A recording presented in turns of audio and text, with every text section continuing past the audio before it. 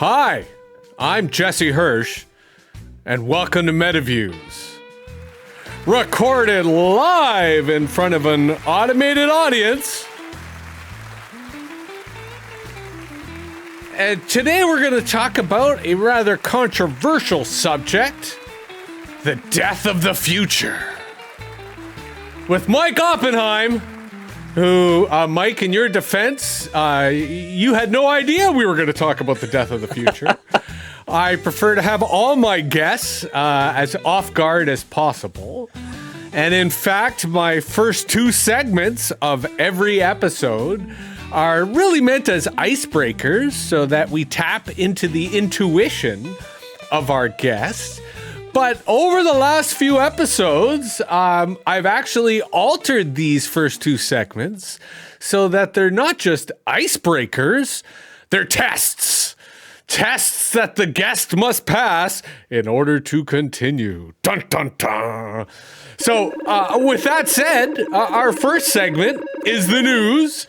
Partly because MetaViews publishes a daily newsletter on Substack. And Mike, you're also on Substack. And I should say as an aside that I have a cat who may walk into the studio while I'm recording. And this cat has an opposable thumb. That's awesome. Hasn't figured out how to use that opposable thumb yet, but she's young. So I wouldn't hold it past her. But in our news segment, really, we throw to our guest and say, in this crazy news cycle, what are you paying attention to? And this could be personal news. This could be world news. This could be industry news. And it's meant to both give us a sense of kind of what's on your mind. But we really want you to tell our audience what you think they should be paying attention to, in large part because you are doing so yourself. Oh, I have three answers that perfectly will explain my personality and yet are deeply embarrassing because you're forcing me to admit them and say them honestly and live. I am thinking a lot about whether democracy ever existed in the country I live in called America.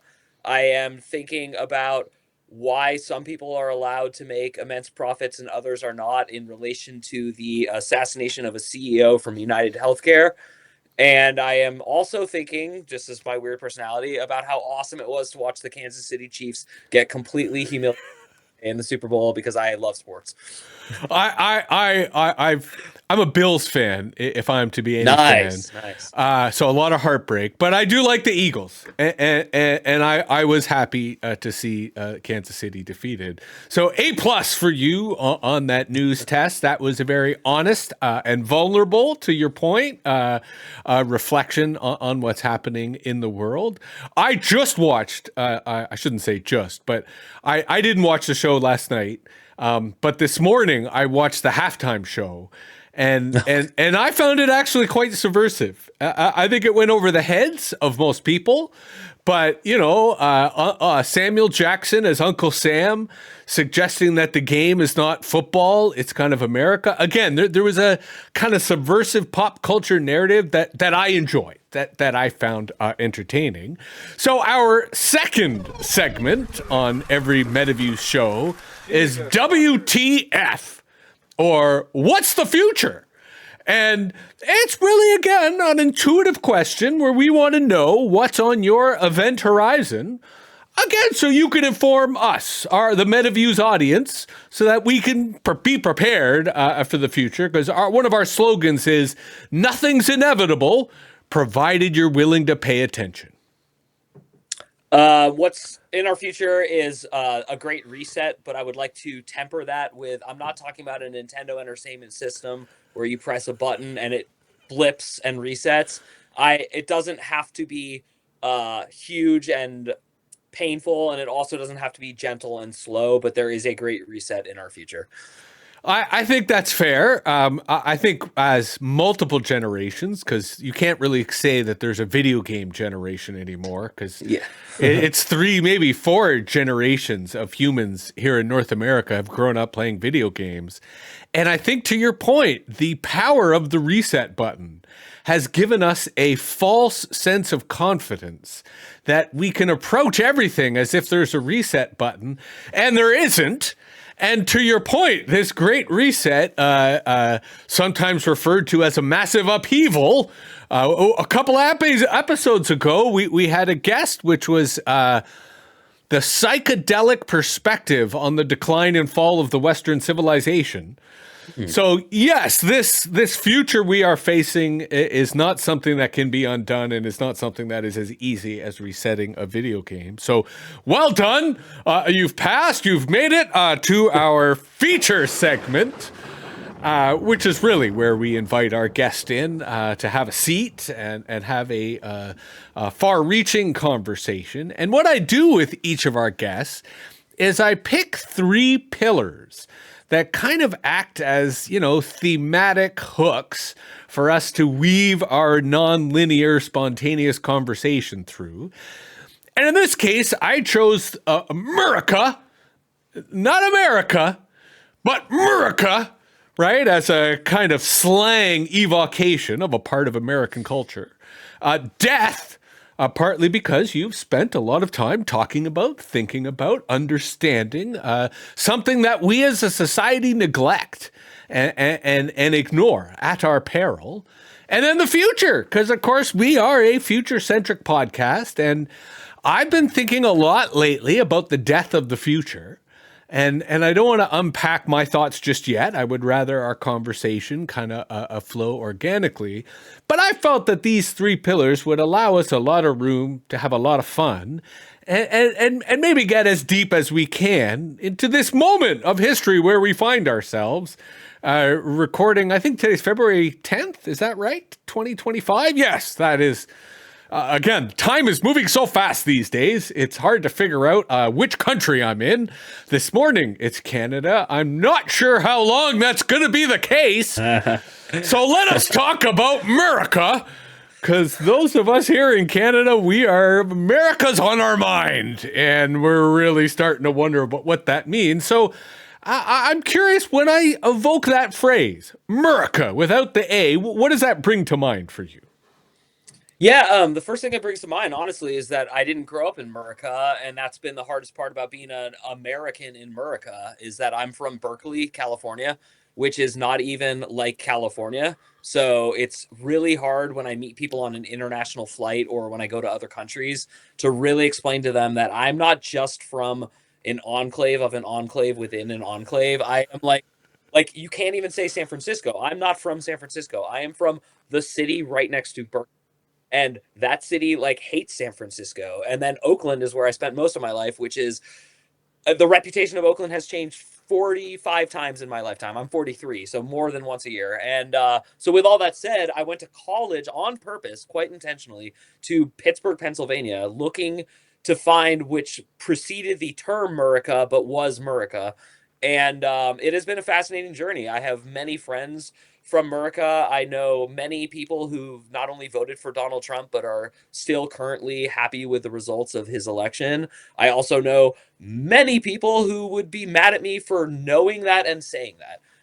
That is Murica to me is now a blend of like, is it okay to say this? Is it okay to talk about this? Is it okay to share that I talked about this? If someone's insulting someone I know, is it okay to defend them? To what extent should I defend them, even though I don't feel like defending them? But they're my friend, and I like bacon, but now I'm a vegan. And like, it's just, that's Murica to me. It's a really confused culture. And I actually would love to throw it back to you with Canada with a couple barbs and jokes that I'm sure you will get. I'm quite a well-read American, so I can name more than Justin Trudeau as like former and current prime ministers of Canada. But I will let you know that just about the only name any American had ever gotten used to and was able to say about Canada was Justin Trudeau. Like he was as unpopular here as probably he was there. I don't know. I'm kind of imagining the overall vibe, but to say that he was detested and made fun of like along the lines of Gavin Newsom is a pretty fair assessment. And black safe face scandals and just things like, it's rare that Americans are reading anything about your country or caring. It's common that we're making fun of you and like being very snotty about it, but And I went to school in Pittsburgh, so I've been to Canada 100 times. I love Canada. That's why I'm making these jokes.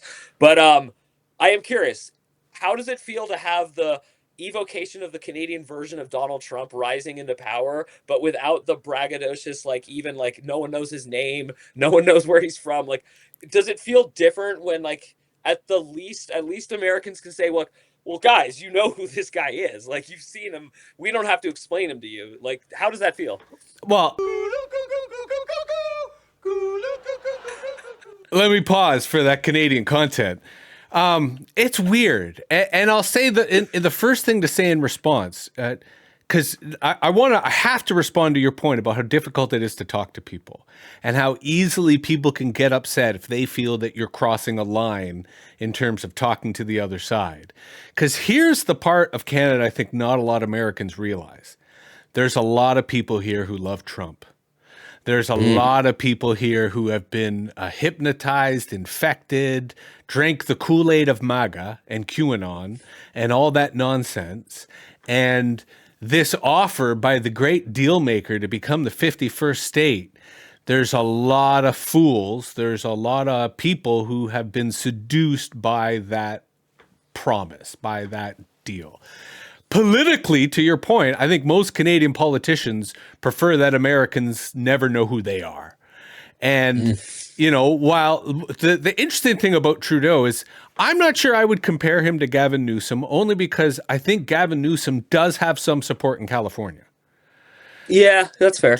Trudeau lost almost all the support he has. He has some affection from people who recognize that he was not the worst politician in the world, but he is a legitimate victim of a disinformation campaign that has been so successful, so thorough. I don't think there's anyone really here in this country who would say, yeah, let's have that guy. And the guy who's going to replace him, Mark Carney, who, is not really associated with the Trudeau regime, he gets a fresh start. But quite frankly, I think the Liberals are done, partly because there are so many MAGA heads in Canada. And there are so many people in Canada who've been seduced by the rhetoric and propaganda of the far right that is why this is such a perilous moment. But I loved how you distinguished Berkeley, right? An enclave in an enclave in an enclave, because that's what a lot of Canadians and even Americans fail to see about America, right? Mm-hmm. That it is incredibly heterogeneous, that there are so many regions, so many states that operate so differently. And I think that is a narrative that's going to become more relevant as we move deeper into the Trump administration. But I do want to come back, and I'll form it in a kind of question about how difficult it can be to talk to people, because I kind of feel that is a trap. So let me take one tangent. I don't believe there's such a thing as cancel culture, right? I feel that cancel culture is a paranoia of the right. And the left has been seduced by the idea that they have the power to cancel when they don't. And that instead, this is all a delusion of the right. And so the idea that we can't talk to each other, we have to push through that. And that's not easy, because you almost have to be a professional facilitator, a professional social worker, a professional therapist, all rolled into one, to talk to people about their political trauma and not upset them, because everyone's got political trauma, left, right, middle, whatever. So here's my question. How do you navigate that? Because I'm assuming from your description that you do, or at least you're trying, right? So do you have any tips? Do you have any lessons that you've gleaned from the messy minefield that is public discourse as it currently exists? Yeah, but I feel like it's too tall of a task for most people, but you actually have it and I have it, and it's called read the room. If you can read a room, you can navigate through any conversation. I went to a all women's I was a graduate student at an undergrad all women's school where they very reluctantly allow men in, and not only that, but it was very racially minority sensitive. And I was a white dude with a penis, and I was able to go through the 2 years there, and I left with many friends. Yeah. I and many skills, clearly. Yeah, yeah, yeah. And I watched guys fall to the wayside, and I've seen people flounder, and I've seen people get like heated and be unable to understand that, like, feel the heat, admit you feel heat, like, always just be honest. I think most people respect honesty more than they disrespect or anything else. I think the feeling of respect for honesty, and by the way, it ties into Trump. This is something people who hate Trump hate to hear. He tells a lot of truths and he also tells lies. Yeah. And no one will admit that. He says things that even I go, wow, I've been waiting for someone in public to say that. One of my favorite things he ever said, and I will never, ever not think that this was amazing, is he said, hey, Hillary Clinton, if you hate me so much, why did you invite me to your daughter's wedding? That sums up everything I have as a class focused person as opposed to race. Like, I believe class divides us and fake divides us and also really divides us more than anything else. And I don't think communism or socialism is the solution to class wars. I think the solution is, I don't know. I won't even get into that. But Oh no, we will get into that, but please continue. you can get into whatever you want. But I'm not a Trump apologist and I'm not a Trump proponent, but this guy is president, he exists, and the fact that you nailed it. You nailed it, and I didn't see it coming. You are so right. I thought you could get canceled, but the second CNN had their special town hall event with Donald Trump, I was like, oh, you just said Beetlejuice for the third time. You morons. You just re-released the spirit that was. How hard was it to put Trump back in the box? We thought Pandora's box couldn't be closed. Americans actually figured out how to shove that dude back in, and he was gone. There was not a chance at all of him coming back and rising to power. And then CNN, going back to class, profit driven, needed those ratings. Yeah. Trump's back. Yeah. Well, and, to your other point, RFK Jr., who I thoroughly detest, he is the first person in power, and I can say he's in power because it looks like he will be in the cabinet, to criticize Big Pharma. Yeah. And people should be criticizing, and for example, during the pandemic, which for the record is still on, when everyone was talking about the vaccines, right? Instead of saying, no, vaccines are terrible because of Big Pharma, we should have said, vaccines owned by Big Pharma are terrible. Let's develop the vaccines, make them open source, make them free, let everyone in the world use them, right? And then you can verify what's going on, right? And that nuance just doesn't exist in politics, right? For him to say, oh yeah, Big Pharma's a problem, which it is, he then has to go further and say, and all medicine is a problem. And then you're like, no, buddy, you threw the baby out with the bathwater. Come on. Right. But to your point, I think the reason that Trump is popular, which he is because he's anti-establishment, and the establishment is just indefensible. And the more people there's people within the establishment who know it's indefensible, but their livelihood depends upon it. And everyone else who's not is like, no, forget it. We need something else. Of course, the paradox, to your point about him telling the truth and lying, is that he is anti-establishment and the establishment. Right? That is the paradox where, if only we could have an anti-establishment person be the anti-establishment candidate at the same time. But, they sabotaged Bernie because they're not yet ready for a Jew to lead the country. I digress. But back to Murica, because you introduce a level of nuance that very few people do, to your point about enclaves. And I also wanted to mention, I agree with you that Oakland has evolved 45 or 50 times. But Too Short and E40 still are ambassadors in a way that allows a through line of consistency in Oakland. But how do you, as someone who is clearly different, you're an outlier, right? You're an outlier for a bunch of different reasons, including where you went to school, where you grew up, your ethnic identity. How do you relate to Murica?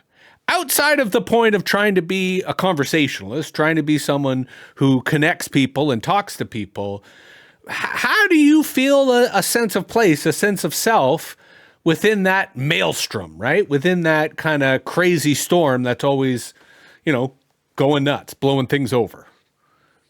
So I'm going to answer the future part and then this because it totally ties in. I am no longer convinced that only free will or only predetermination exists. I am thoroughly convinced that both exist.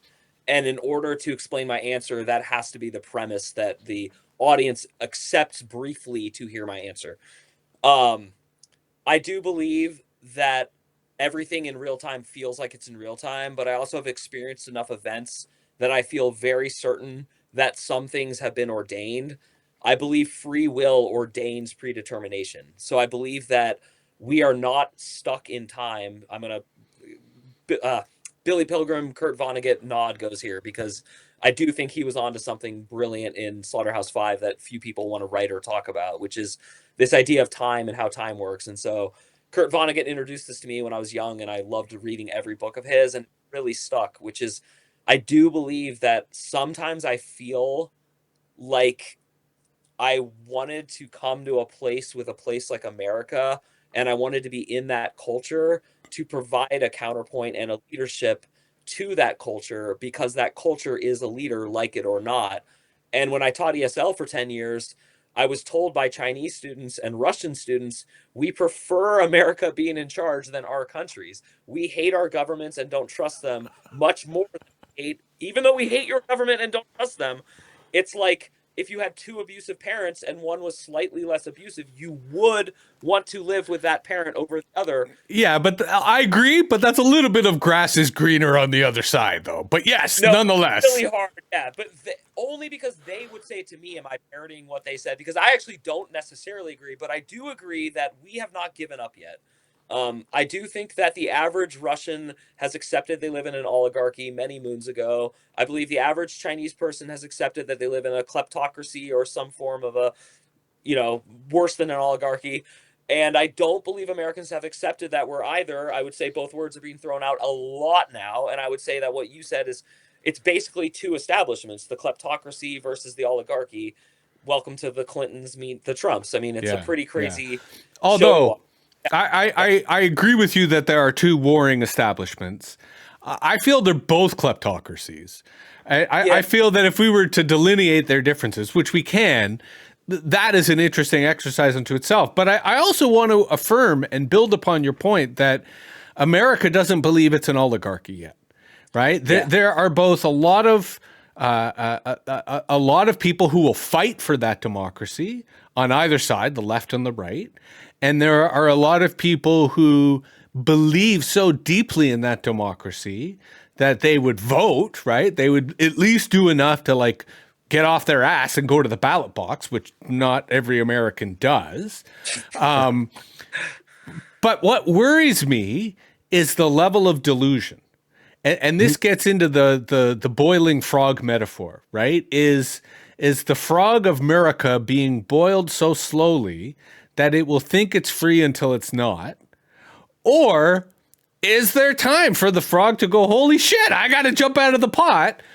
And I could go either way, depending on the day, because what differentiates America from any other country is the extent to which there are certain virtues, certain values, certain ideals that are fused into the culture and remain outside of the state, remain outside of the government.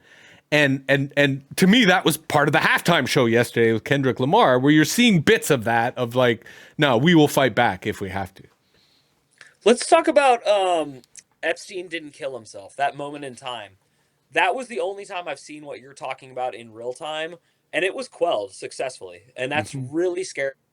So I would say that leads to the frog is boiling to death because that was the only time I've ever been inspired by my country. Like, oh, that sounds so bad. But to your point, I would also, and we are speculating here, I would also argue that that was an incident like Luigi Mangione, where both of sides of the warring establishment were united.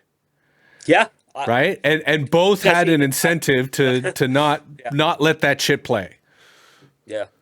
Right? That's really scary to me. That's the scariest thing of like, and also, I don't get like arrested and then I get to talk about what happened if I really step out of line and both sides don't like me. My car goes into a tree. Everyone knows that my brakes were checked a week before. Everyone knows that I called 7 friends and said, if my car goes into a tree, please report this. And then the news cycle just keeps moving. Yeah. So these people, these whistleblowers, it's like, although I agree with you historically, but and I don't want to get too off track, but this is still actually legitimately under the topic of Murica. I actually think that one of the beneficiaries of the current policy agenda will be the prison industrial complex. Right? Yeah. The for-profit prison system is not only a huge a source of economy, especially for the towns that these prisons, are like the only industry in, but the labor potential of prisoners, which we've certainly seen in California with the forest fires. I kind of did the connecting the dots when, as I'm sure California produces a lot of the agriculture, a lot of the especially luxury foods that America and Canada depend on. And a lot of their migrant workers bailed and split rather than take the chance of being deported or detained. So how long before prison labor starts being used on those farms is my concern. And that's where I'd say, Mike, you may not be killed, which is not necessarily a bad outcome. You might be imprisoned. And I would say, I'm glad I read. That's like my honest answer. Because I would find meaning in prison. I would I can tell we're pretty similar. Like, I'll watch the narrative as long as they let me. I will. Like, I will fight to live in a horrible, degrading circumstance. I would this is a weird. Well, I want to mention. I think it fits in, and I like the way that I can just kind of name drop and you understand what I'm saying. But I don't think it's a coincidence that Biden pardoned the judge in Pennsylvania who did the Kids for Cash scandal. Michael Conahan, I think was his name. No, please elaborate. Okay. Oh, yeah. So I think a lot of people didn't see this, but Biden pardoned a lot of people, including his crackhead son, on the way out of office. Although, as an aside, I totally support him pardoning his son because family, and B, the Trump people would have come after him just for kicks. Yeah. Yeah. Right? Like he's already paid. He's already been punished a lot. Right? And I personally have a lot of empathy for addicts and drug users. So, but anyway, please. The story you're sharing. I think that's a good aside, and I do have the same attitude. I think it would be weird for a dad not to pardon their kid. Right. Yeah, you'd question what kind of a dad he was. Yeah, anyway, we digress, please. Yeah. So this, I'm actually going to look at an article, so if you see my eyes reading, because I don't want to give misinformation on your awesome podcast.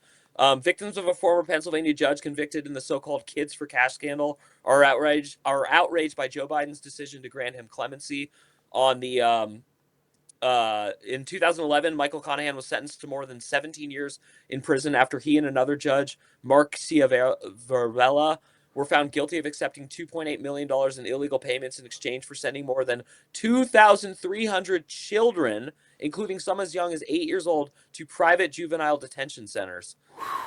There's a lot more in this article. All you have to do is look up Cash for Kids, Joe Biden pardon, and it's all like some small thing. And I think that speaks. And then it's also, just to repeat what you said, anyone out there screaming Biden was good, Trump is bad, just remember Biden pardoned this guy and Republicans support the prison industrial complex. So what's really going on here? Well, and 1980s records on what he did to drug specifically people. Yeah, which is why, by the way, I just okay. Well, and to your point though, this is why the ideology of America is money. Right? Mm-hmm. And to your point about class, where the ruling class is united, is money, right? Where they differentiate is small stuff, in comparison. Although that is changing, right? This is where the détente that existed between the two sides of the establishment has completely abandoned. They're now openly at war with each other. Whether the other side, like whether a big D Democrat actually starts to defend itself or fight back, I'm still waiting to see. It kind of seems like they're rolling over and kind of letting MAGA take it all. And, before we move off Murica as a subject, as a Canadian, as someone who, fundamentally my view of America is mediated in some way, shape, or form, one of the big discourses that I've been sort of picking up on, and that we, again, as Canadians sort of hear a lot about, is shit like the price of eggs, right? And the kind of the impact that everyday items and the rising cost of everyday items is having on Americans. To what extent is that real? And to what extent could Republican voters feel some regret, buyer's remorse, when the prices of their goods continue to go up in spite of the great leader's promises to do otherwise? Yeah, so my dad is a stock market person. It's kind of hard to explain because he's had a lot of different careers within it, but he got me as like an enthusiastic fan of like paying attention to markets and the economy. So for better or for worse, even though I'm not a money manager and I don't like have a lot of cash to invest in stuff, I am always following this stuff. So the inflation rate right now in the Trump presidency is speculated and already a percent higher than Biden's if you blah blah blah blah blah adjust. But this is important to understand. Biden's was the worst ever. So it's not really a great like talking point if you're on any side to start talking about how Trump's plan is worse than Kamala's, let's say. Kamala's plan was more of the same, which is the worst 4 years any Americans ever experienced with regards to inflation. So yes, it's real. I have two young children, and I go grocery shopping every week, every single Sunday at the same time at the same store for 6 years now. The girls aren't that old, but you get my point. I have seen the grocery bill just in the last 9 months go up by over $50 every week. That's impossible. That's not because my little girl started eating like more gummy tethers. Yeah. Especially produce, and it's especially organic produce, and which sucks because I'm under the disillusion that I hope RFK will break, which is that buying organic actually makes a shit difference in my life. I'm shelling out because the guilt of giving my kids non-organic is higher than all of the science I've read. I'm also still recycling, even though I don't believe they're doing jack shit with that. Like all my cynicism. And sorry, I should have asked this earlier. Where do you live? I live in Phoenix, Arizona right now. Okay, yeah, fair enough. You live in a desert, so yeah, you're gonna have to pay more for food, friend. Yeah, and I live in the sixth or fifth biggest market in America now, and it's been a flood of Californians moving here, myself included. Yeah. So it's very interesting to watch what's going on. But we have like, but the egg thing. What's weird is there's a talking point about avian bird flu and how they had to kill all these stuff. So like, it's weird because this is the problem with low information, mid information, and high information is people get to cherry pick and make intelligent arguments. So it's very. You mean they try to make intelligent arguments? Yeah. Right? Like, doesn't mean they succeed, but please continue. No. And I think it's, I studied philosophy. It doesn't mean I'm rigorously good at philosophy, but I do understand like why Peter Singer is one of my heroes and why I read certain philosophy texts and trust them over others. No one who is good at philosophy is in charge, talking to someone in charge or doing it. But meanwhile, great orators and great lawyers are in charge. And JD Vance may or may not be one of them. Peter Thiel, like the people driving a lot of power and movements right now are very good at making sound arguments that aren't actually sound. And there's an art to that. And Trump doesn't even do that, which is part of his magic. But by surrounding himself with these people, which, by the way, I would like your opinion as an outsider insider. I see no order to this. I don't think Peter Thiel controls Trump, and I don't think Vance is. I actually think Musk. I think these planets are dangerously orbiting, and I don't know how certain any of them are about when they're going to quit on each other. So yeah, there's rarely order in a coup. There is usually destruction and conspiracy and schemes. I think fundamentally power resides in the president.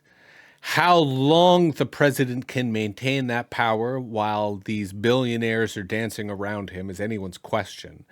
Why Trump, why anybody would trust Musk with the government's computers or the government's money is beyond me. We could very much end up with Musk as when the musical chairs are done, he's the one sitting on the throne. But to your point, I would never underestimate Peter Thiel. And he for sure is a formidable villain and has his hands all over this, and his people in particular. This is partly why Wired magazine is doing such a great job reporting, because they've got ins with all the Silicon Valley people, and the Silicon Valley people are the ones, at least on the evil side, really at play. But I agree with you. Currently, there is no order. This is about move fast and breaking things, and they are doing both very successfully. And they're assuming, as the big tech always has, that it's more about velocity than control. that if you can be faster than everybody else, if you can scale better than everyone else, you don't need control. You will have all the money and the spoils.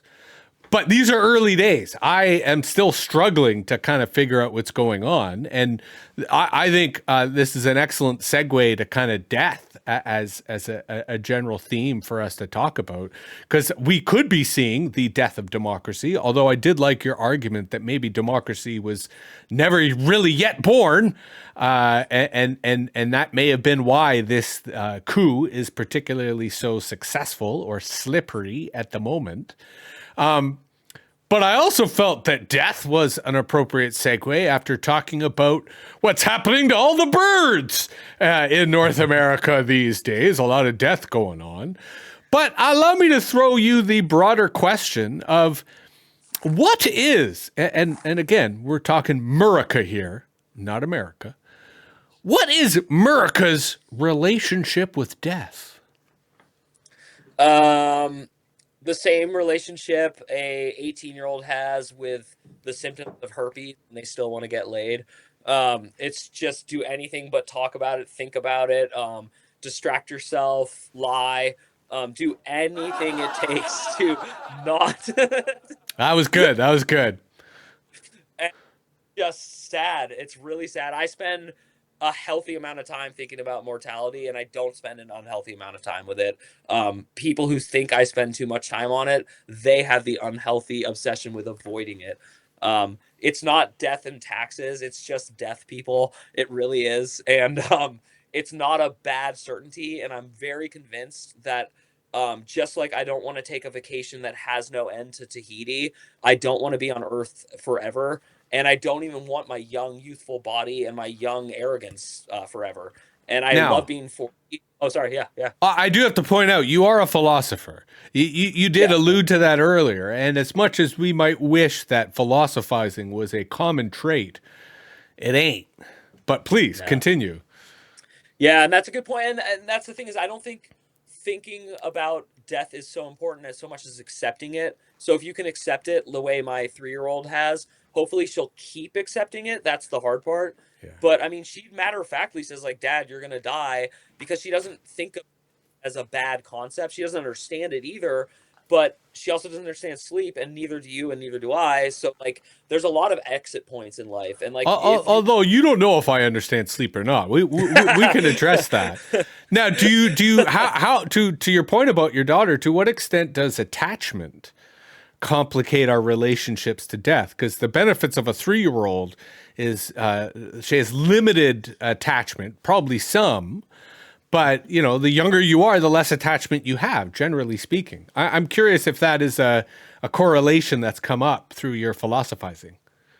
That's a great question. It is hard to even answer it because like even every day she's like different, and things recede and come back. But I would say watching conceptual construction is fascinating. I'm a linguist too. Like I taught ESL, and I'm obsessed with how the brain learns language. So I'm obsessed with watching her learn philosophy and language and linking and not linking. And I'm obsessed with like her inability to lie, but desire to lie. Like that's a cool phase to watch. She wants to lie, but there's like this compulsion not to lie. So like if I tell her, don't tell mom we did this funny thing, she can't handle it. Like the stress of lying to mommy is too much. So she'll come home and the first thing she'll say is, mommy, we did it, but she won't say daddy said not to tell you this. And vice versa. Like very interesting.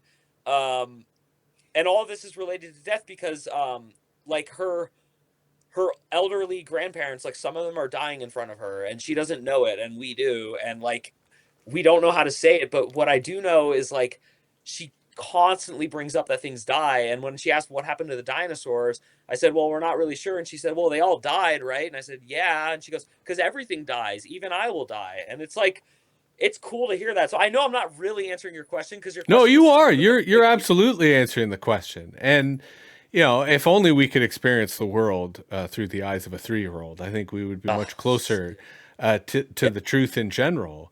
But I think Yeah. you're absolutely correct in terms of the avoidance that we often take with regard to death, and the power that comes from understanding that life is ephemeral, that we, are here and we will be gone, and that is a good thing. When I was younger, when people say, "What do you want to be when you grow up?" I would always say old, because not everyone gets to be. Yeah, And yeah. what do I want to accomplish upon becoming old? Death, because that's the ultimate prize. And having that attitude, I think, is really important. I'm curious what other reactions or what shivers that people get when you talk to them about death. How do we talked about this earlier in terms of navigating political fault lines? What are the equivalent when it comes to dealing with the fault lines of mortality?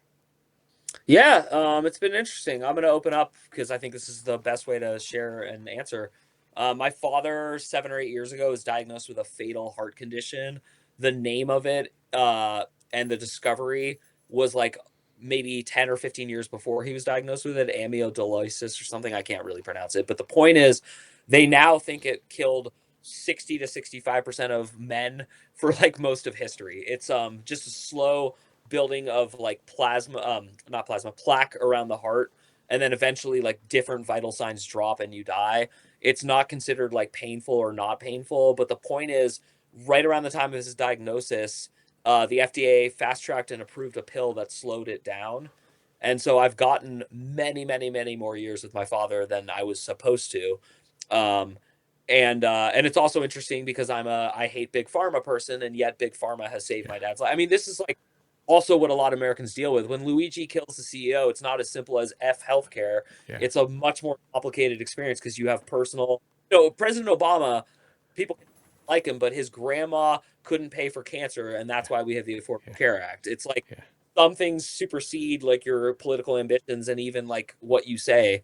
So with my dad and with what I'm relating, what was interesting to me is the first 3 years when I would say like you're dying, he would say, "No, I'm not. I'm taking a pill. I'm not dying." And in my head, I'm like, "No, no, no, no, no. Like, screw you." But it was weird because I was being a hard ass and kind of a dick to my own dad. Like, there's no harm in him saying that because that's actually like mind over matter. Like, I want to live longer. So this is also a mind F for me, is like this line of like avoiding understanding you're going to die is a problem. Wanting not to die and wishing for health and like even despite bad odds having a positive attitude is amazing and great. I had a friend die of cancer my own age, so when we were both 34, he got cancer and he died around 37, and it was, I'll never forget this one private conversation we were having when I was just like, "Oh, you gave up. Okay." Like now this is much easier. Like I was like, "You should eat only salmon. You should," like I'm sending him like all these things that I would be doing because I'm a fighter and he's not a fighter. He just like in a moment of his cancer, liver cancer, he was just like, "Nah, I'm out." I'm like, "No, this isn't going to work." And then he had to yeah. lie to his parents and his wife and all these people, and he and I could actually share the truth. And so I was able to help him with that, which is goes back to full circle. I'm good at helping people die. I always have been my whole life. I helped moms die of cancer when I was like 8 or 9, and my mom was just like, "We don't know what's going on, but we're going to bring Death Kid with us."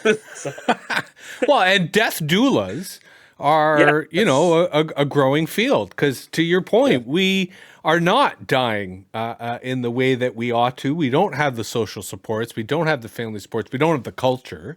So, power to you that you're on the front line starting to build this. But let me take a tangent. So, sleep. What is it about sleep that mystifies you or makes you go, "Oh, this is a mystery that nobody knows"? I'm so obsessed with this question and so obsessed with this topic. I think the obsession became when I was a little kid. I had reoccurring nightmares and reoccurring dreams, but one of them I can't even explain the dream to myself, let alone you. The only thing I can explain is it's a sense of immense frustration with what the dream is about. And the other thing I could say is every once in a while when I'm watching ice hockey, something about the way a skate hits the ice and it scrapes it is the dream. And that's literally the only two signposts I could give to someone. But that dream has like it did haunt me until one day I gave up on figuring it out, and now I've never had it since. So the day I stopped caring about it, it stopped coming. Then I started reading Nisargadatta Maharaj's like collection of speeches that he gave, because he didn't write a book. And it's called I Am That. And I've never read any text that connected with me better than his, because he was like a chain smoking 80-year-old Indian who was like mean to people who came to visit him. And he wasn't like excited to be a guru, and he never called himself one. And everything about that just stuck with me as like, this is my guy. Like, if there's a guy I'm going to stake my wisdom on, it's him. And he just kept saying, all the answers that you want lie in dreaming. Like, all you have to do is just pay attention to dreams, and then pay attention to life, and say, who is watching both? And if you get that, the day you get it, you'll relax, because you realize that you, sorry. Yeah. But it sounds like you do understand sleep. Yeah, well, I don't understand sleep. What I do understand is that I'm not Mike Oppenheim, and I'm never Mike Oppenheim in my dreams either. I'm actually like a person watching Mike Oppenheim, but I'm not behind my head, and I'm not even in my head. And right now I'm looking at Mike Oppenheim talk, and I'm laughing with a different part than the guy who's talking. So I'm right now. So again, we've and I don't mean to be a stickler, but I'm fascinated. No, it's cool. We've diverged into conversations about the self, which is paradoxical and sometimes delusional. Yep. But sleep, you claimed that neither you, nor your daughter, or I knew sleep, and it sounds like you do know sleep. This is interesting, because I'm but who's the I? See, because this is why it's like a double entendre. Like, you're okay, fair enough. If you want to claim that you don't know sleep, I am claiming that people around you do. So you should be careful about who you claim does not know sleep. You can speak for yourself, but maybe not for your daughter and other people. And I like that. I like that a lot, but I don't even understand. Like, I don't even, like, I can't even say we all. You know, you said, like, you're a philosopher, so you think this way. This is actually, sometimes I run into trouble where I can't read the room, because every once in a while, and again, you are a philosopher, so I'm not speaking about you, but every once in a while I am talking about heady stuff like this, and I see that the person actually missed 7 premises ago. But that's okay. But okay, let us tangent to another thing. 100% comprehension is impossible. And like good poetry, you have to allow the audience, the reader, the room to interpret shit however they want. And I say that in the sense that ideally it's a dialogue. So as a dialogue, there's room to further refine and clarify and deal with any, misinterpretation or misjudgment. But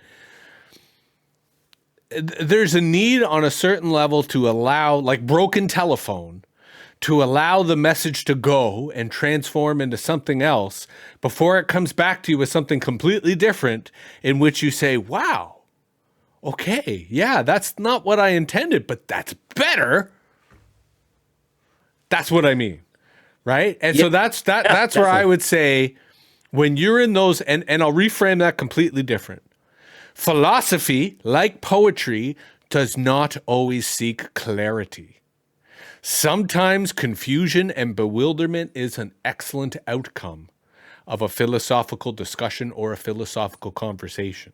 And I think the mistake we make here in the West is we expect everything to be clear and understood with a topic sentence and a byline. In fact, I'm doing another podcast this evening, and the guest was like, what do I need to prepare?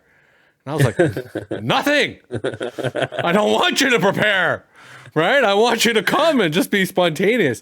And this person, I think, is having a lot of difficulty with that, right? So that's where I'd say, no, you are reading the room. You're just sensing that the room is in outer fucking space, and that's okay. That's good. Yeah. I really like you, Jesse. I'm not going to lie. I think... okay, so... sorry, go ahead. I'll let you finish. I think the playfulness is so important. I just think that, like, there's a lot of assholes who share your opinions, but they don't have the playfulness, and it's really missing. And I just want to say, I know it's the middle of the podcast, but that's my personality in a nutshell. Is like, I cannot withhold a genuine compliment when it comes, because actually that's the only real reason I keep wanting to live, is I'm starting to realize that, like, I spent so much time trying to get my shit done so I could be left alone, but I have eternity to be left alone, and so I actually should be playing this like human game and like meeting you, and God, I wish people could laugh about this shit. It's so hard. Well, and we have to, right? Like we have to laugh about this shit because that is the human way. And in the context of Yiddish culture, it's kibitzing, right? Or kibitzing, and you got to kibitz with people constantly. I do want to come back to the death of the future, though, because you said something early in the episode, which I thought was worth revisiting, which is our relationship with time. And I think most people are oblivious to their relationship with time. I spent a lot of my life, and I didn't understand what I was saying, but I knew it was true, that I had a problematic relationship with time. And it was only when I got out of the city in the last 7-8 years that my relationship with time is reconciled. And I now feel I have a good relationship with time.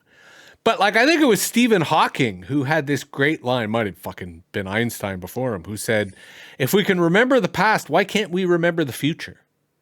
Yes. Right. And you alluded to that when you sort of said that there's a correlation, a connection between the concept of free will and preordained.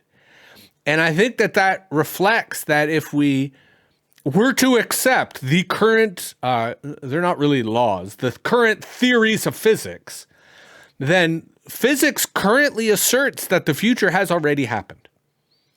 Right? That doesn't mean we don't have multiple futures, an infinite number of futures, but it does suggest that our perception of time and space is arbitrary and not necessarily universal. So I'll give you a moment just to riff on that. And then I want to come back to this notion, paradoxic as it may be, called the death of the future. What's so fucked up to me is that I was sure yesterday, 5 minutes before the kickoff of the Chiefs-Eagles game, I was sure as I could ever be that the Eagles were going to kick the living shit out of the Chiefs, which they did. And yet, I was about to download an app for the first time in my life to make a legal bet on the game because I was so sure.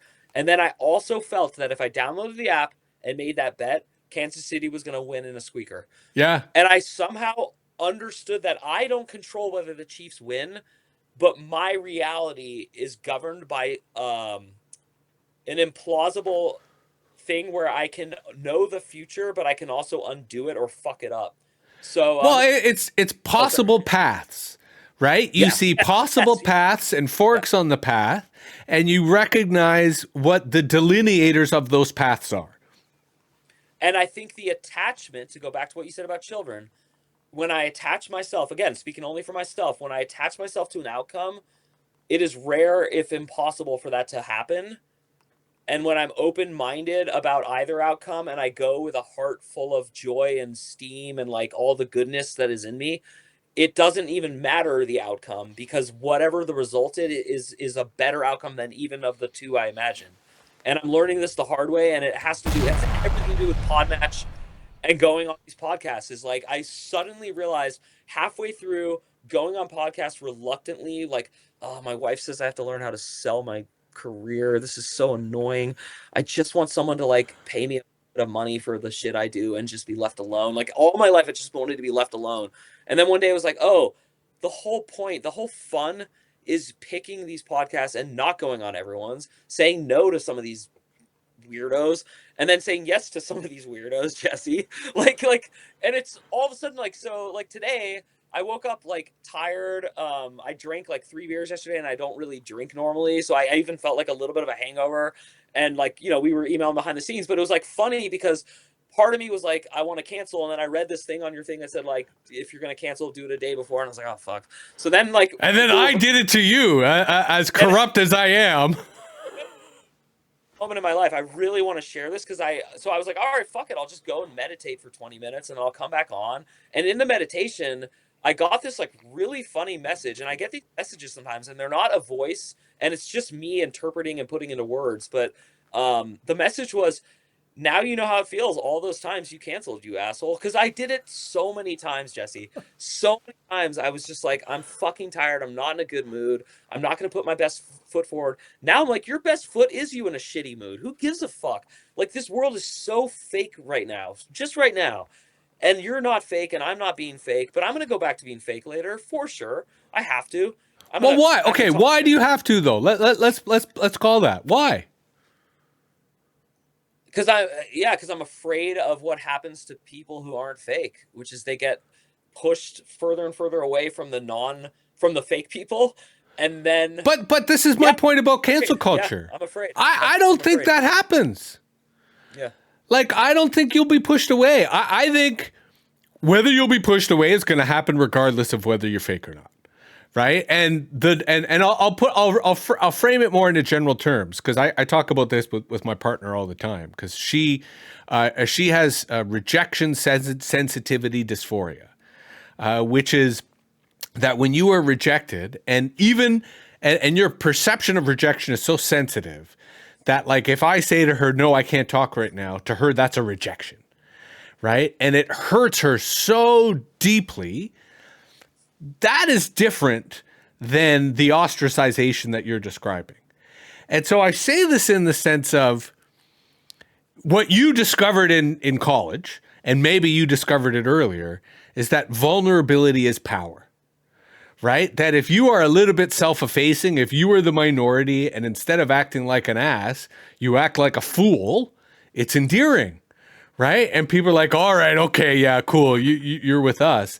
That works with everybody, right? That if you, and I say this as a weirdo who definitely faked it for most of my life, but I no longer, anywhere, anytime, I am motherfucking weird. In the Hunter Thompson sense of when the going gets weird, the weird turn pro. And honestly, if you can read the room, and I do want to come back to that later, you have the privilege of being weird. You have the privilege of being crazy. You have the privilege of being different, because that is not what people are going to react to. People are going to react to a threat. And weird people, crazy people, different people are perceived as threats. But if you're smart enough to instantly make it clear you're not a threat, by making fun of yourself, by disparaging yourself, by, doing what Jews often do, which is make fun of themselves, instantly that shit goes away, right? And they're totally fine. So this is where I'll say, no, like, be weird, be crazy. You're a compelling, interesting individual. Although I will, because in the spirit of vulnerability, I will admit one of my own insecurities / shortcomings. This is why I almost interrupted you earlier when you did it. I instantly discredit anyone who compliments me, because my self-loathing is such. I'm like, well, they don't know what I know. And if they knew what I knew, well, they wouldn't compliment me. So clearly they're stupid. Because, again, I've gotten over that a little. But the instinct, the gut reaction is still there. And so this is why I say we got to be weird. We got to be crazy and encourage others to be crazy, so that we can have these cross-political dialogues and I don't like the word tribal, but like cross-cultural dialogues beyond the fault lines that make people pissed off about whatever, chip they have on their shoulder, right? Or cause that they have on their sleeve that they want people to fight over. We have the privilege to infiltrate and go past that. And we have, I think, a duty to be weird when we do it, so that people go, oh yeah, being weird, that's the way. I got to do that. First of all, it was very inspiring, and it really was. It's just a compliment, so I apologize. But make me do awful things, so don't worry. But you said something that I just want to remark, because I find it always funnier and funnier the older I get, and especially like a day or two after Kanye West is now removed from Twitter for being an anti-Semite. I still believe the most anti-Semitic people on earth are Jews. And we talk about and make fun of ourselves and we disparage ourselves, but part of it is exactly what you said, which is, well, we would have all been killed off if we didn't do that. Like, if we weren't funny enough to be just barely tolerated. And what's weird is I'm not even a Jew, because I'm not. Like, I don't know how to explain to people, but like, Hitler will kill me, you'll kill me. You can tell me I'm related to these weirdos in Israel, but like, I'm not. I really don't feel related to anyone. I feel more related to you right now than I do to some relatives. But you're clearly a Larry David Jew. Yes, right? yes, yeah, because like that is exactly, and this is where like people don't underestimate the diversity of Jewish culture. Yes. Right. And to your point of anti-Semitism, I removed on my Substack today, I had a comment on a previous issue, an anti-trans comment. and I Uh-huh. deleted it. And I was talking to my partner about it. She's like, yeah, like just like you would delete something if it was anti-racist or anti-Semite. I said, well, I would delete the anti-racist, I would delete the anti-trans. I might not delete the anti-Semitic one because I have that privilege and it might be funny. And, Yeah. you know, like, again, there's a little contradiction there. Self-hating Jews, it's a culture, it's a tradition. But again, we digress. I want to come back to this death of the future piece, in part because what strikes me about where we were talking before about how, what if the future already exists, right? What if, you know, if we can remember the past, we can't remember the future. So therefore, the concept of the death of the future should be oxymoronic, right? It should be a contradiction that there is no, like, we die, but the future continues without us. But where the phrase death of the future draws my curiosity is it speaks to when people have lost hope, right? And not individual hope, but collective hope, right? That they just don't see a future worth living. And it doesn't just impact them, it impacts how they treat others, right? Because it's one thing in terms of your friend who said, you know, I just don't want to live anymore, and that's his choice. But if we as people, if we as members of a society start believing that the future is dead, that's when we start treating each other badly, right? That's when we stop, you know, feeling that society exists and instead start thinking that it's everyone for themselves, right? It's survival of the fittest. So I'll ask you, as a philosopher who meditates on death, do you think there's a danger of Murica starting to embrace this idea that the future is dead, that there really isn't the American dream as as existed, as mythological as it might be? The American dream was a motivation for many people. Is there a danger that it is dying and the future with it? There's the relative answer and then the non-relative answer. So the relative answer is absolutely.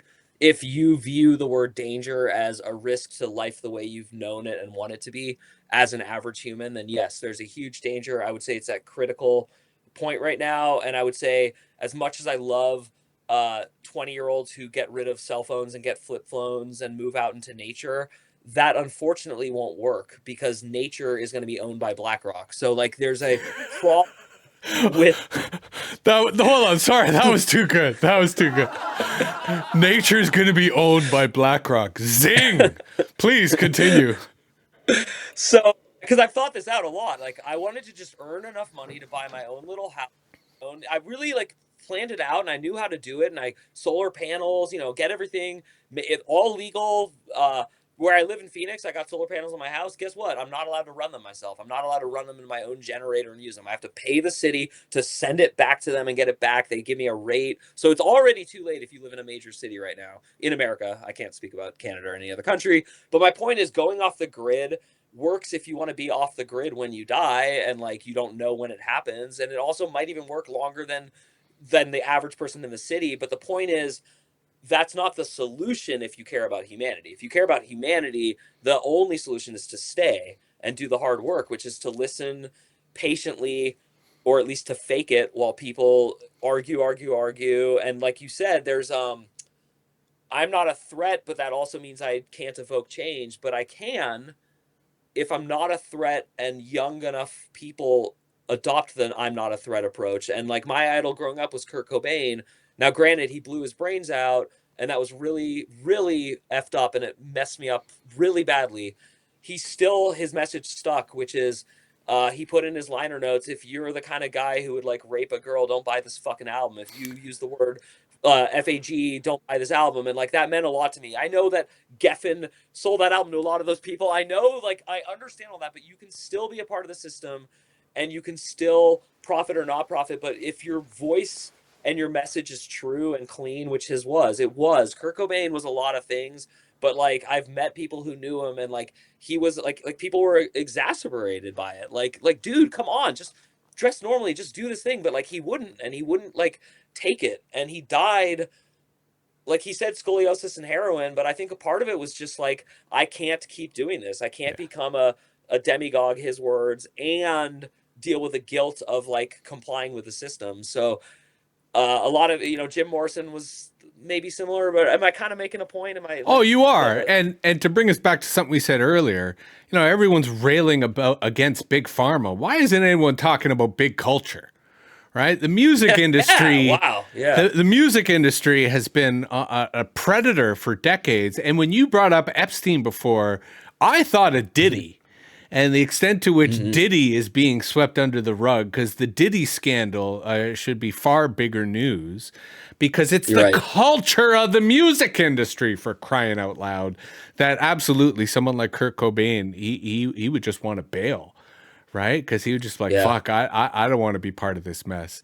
There was, I do really enjoy talking to you, because I have 3 or 4 threads every time, and I can barely hold on to one because it ends up being so interesting. Oh, now I remember. Thank you. Okay, so going back to my point about, making sure that you're not a threat, to be honest and clear, it's deceptive. You are still a threat, my friend. That is exactly why they react to you.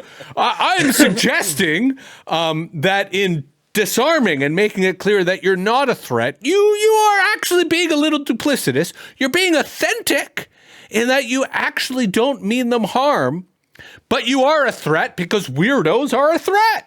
Right? Because it is a system of conformity. It is a system of compliance, of obedience, right? That is the only way they've gotten this far.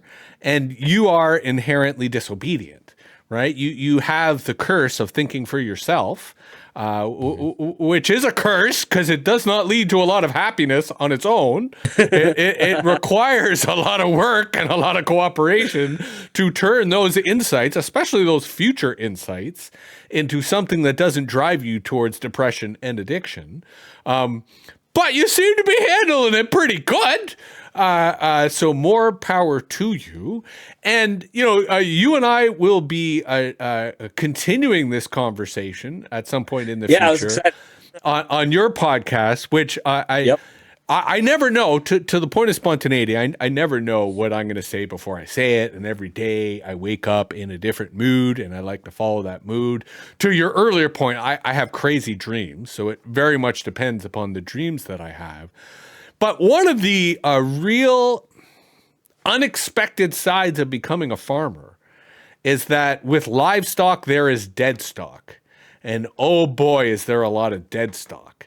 And interestingly enough, in the agricultural industry, the dead stock part of the business is heavily neglected and potentially quite lucrative, partly because it's so neglected, but mostly because no one wants to deal with death. And the thing about animals is where maybe people organize rituals of death and understanding of death around humans, but rarely do they do it around animals. And I would argue that for a lot of people, especially women, especially farmers, they're way more connected to their animals than they are humans. And the death of those animals are far more impactful on their lives and their emotions and their psyche than any human. So that's something I would like to talk about on Coffin Talk, which is your podcast. But before we conclude on our future segment and segue to our shout outs, what would you, again, within your kind of inherent foresight capabilities, what would you advise when it comes to Canadians anticipating a future within America? How would you advise us to prepare for that? And I'll contextualize this by affirming something I think you did say, and maybe you didn't. Maybe I misheard you. But I kind of feel the old world is gone. That we find ourselves now in a different world. And a lot of people are still upset, are still disoriented, are still discombobulated, are still in denial, are not really addressing this world that we now live in. With that as an aside, what advice do you have Canadians who may or may not, I think may, are going to be part of the same, what is it? United States of North America? I don't know what it's going to end up being called, but what advice do you have on our future, friend? It's a really good question, and I want to make it relatable. Last year, I with Edmonton Oilers to win the Stanley Cup because no Canadian team has won, I think, since 1994. And the reason I was rooting for that is because I've always liked Canada. No one is like me. There's not a lot of us. I think John Candy is the last famous person to like you guys. He made a movie making fun of how much he likes you. We love John Like, Candy. yeah, yeah. And you guys have We have to honor, but please go on. yeah. When you guys cross over into our culture, we accept you, but then when we find out you're Canadian, we like change our acceptance of you, and it's a phenomenon. So I would say, first of all, adjust to that you won't be Americans, you'll be Hawaiians, Alaskans. Like, we don't really embrace you. California even is like a little out there still, and it's been in the union for almost 100 something years. Arizona entered the union, I think, or no longer than that. But anyway, my point is, so don't expect acceptance, expect ridicule, extreme mockery of your accent. Stop being so nice. Don't apologize. And then if there's a real like movement against you, like hiring practices, I would like practice your American voices. Like, we do care. Um, and then on the last note, I would say, if you want to know what it's like to live in America, the closest proximity would be like downtown Toronto or part of Vancouver. So like, there's one section of Vancouver with a lot of junkies. That's like going to be your most California experience, like just the homeless spill. But they're still even nicer than ours. So you just, a little. And then the downtown Toronto has the carelessness of rich people. Like, it's hard to find that all over America. But if you're in downtown Toronto, you can kind of get snippets of it. And Toronto has real racism like America, like real overt, not covert. So while I I know mean, there's actually, Florida, yeah, all of Canada has that. It's part of our veneer that we don't. But outside of Toronto, here in Ontario, again, this is where I was talking about MAGA, right? yeah, Like, yeah. it can get hard and hard fast. Although, to your point, when I do travel in the States, the few times that I have instinctively said, "Oh, I'm sorry," it has not been the right choice. So I am very conscious of, you can't do that shit. So all good advice, very good advice. And it really brings us to the last segment that we have on every MetaViews, which is our shout outs. Partly because we're here on the internet and we like to encourage our guests the same way that we asked your perspective on the news and on the future. Is there anyone that you follow on the internet that, a creator, a celebrity, a revolutionary, a dirtbag that you think we should know about? And I have made the mistake of not specifying one or two, because I have had previous guests who, like, they're all worked up after a conversation, and then they list 100 people, and we don't have that attention span. So one or two folks that you'd like to give a shout out to. Sure. One is a big name, but I'm not sure how big he is in Canada, and I think he's the only big name I still trust. And his name is Bill Burr. He's a comedian from Boston, and he shares 99% of my opinions, and yet he's mainstream and he's lauded and worshipped by people. His podcast is what I'm recommending. It comes out once or twice a week, and you'll instantly know if you like it or not. But the reason I love him is he's admits he's an addict. He admits that he cares way too much about sports, and he admits that everyone who's rich is in charge, and he talks about all three all the time, but he relates it with intelligence. And he also talks a lot about, like, he wishes he'd done shrooms when he was younger because he would have like dealt with his problems. So he's like, just, there's no one like him. And he'll my favorite episode ever of his, I'll never understand the answer. I'll never know the answer. He comes on and he was just uncharacteristically depressed, which is saying something because he's a depressed, angry man. And he said, "Last night I was at a party for my wife. It was with the most evil people in the world. I can't even mention anything more than it because if anyone who was there hears that I said this, it will affect my wife and my family and me. But I just want you to know that there's powers that be, and even I can't ever get away from them. and my entire career depends on pretending that I don't despise these people. I'm pretty sure he was talking about P. Diddy. I really like, this was like about a year and a half ago, but he was so sad and blasé about it. Like, he wasn't like emotional, and it was one of the weirdest moments in my life, because my dream was always to be the next Kurt Cobain. As a kid, I picked up a guitar when I first heard Smells Like Teen Spirit, and I was like ascending to that level, not like realistically or unrealistically, but my ego was in it. Like, for sure, I was just on it. And I started a band and we were making good progress. And then something went awry, but I think I've thanked my lucky stars every day since I made the decision not to like make that my goal in life, because I think it would be humiliating and disparaging beyond belief to know that about my favorite thing, which is entertainment, because I just love being entertained. So that's my first one.